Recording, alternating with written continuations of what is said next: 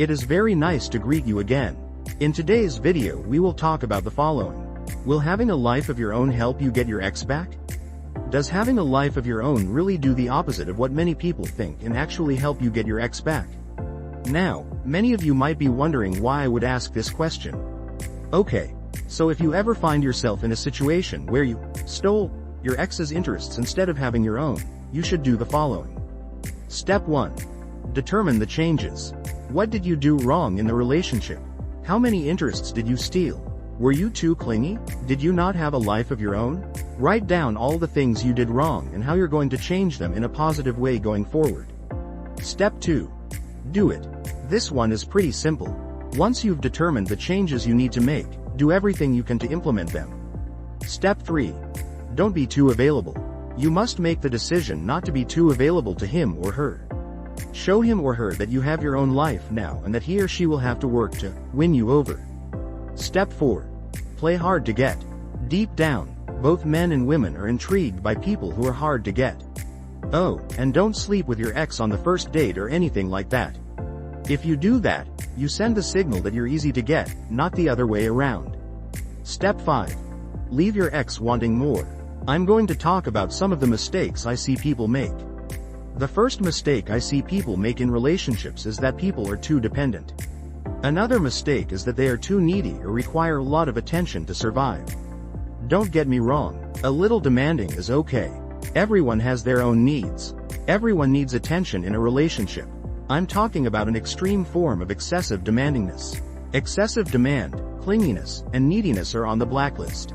Another very common misconception is that people in relationships don't have their own lives. More specifically, they hijack their partner's life. You throw away everything in your life, and their life becomes your life. This raises an interesting question.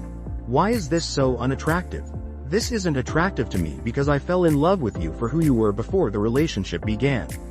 All you did was hijack my interests. You had no original thought of your own. Maybe that's not accurate. I should say you had no original interest of your own if you're hijacking my interests. I love to recommend the no contact rule as a way for you to hit the reset button and fix this problem.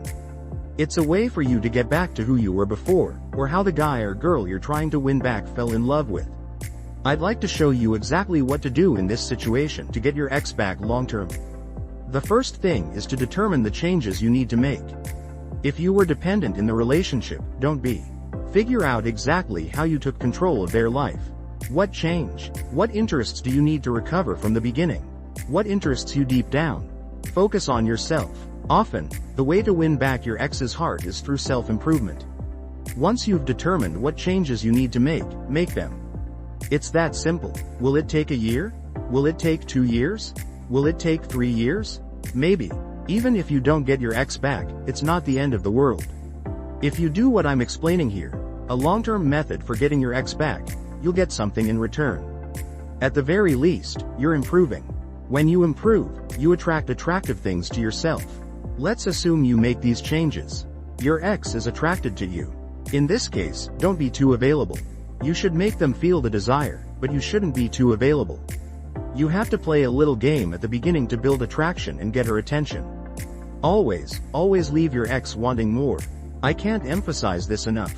This is the most important part of this game plan. I'm going to tell you a story about something my wife used to do to me. When we were talking, we weren't even dating yet. She would always call me. You could say, she calls you, and you don't call her back. It didn't matter. I'll tell you why. It's because of the way she ended conversations. I remember her talking, and I would daydream, thinking, wow, this is amazing. I don't want this conversation to end. We would talk about each other. She would say something, I would say something, and the conversation would grow from there. Suddenly, whoosh, she was gone. I would say, wait, she hung up on me. We would talk for an hour. At the height of the conversation, her phone would suddenly go dead. She would drop the conversation at that point. I was left wanting more. That was a fun story about how important it is to leave your ex wanting more. You are an essential part of what we do on this channel. For this reason, we keep an eye on what you need, and if it is your desire to recover your ex correctly and effectively, you must click on the link below.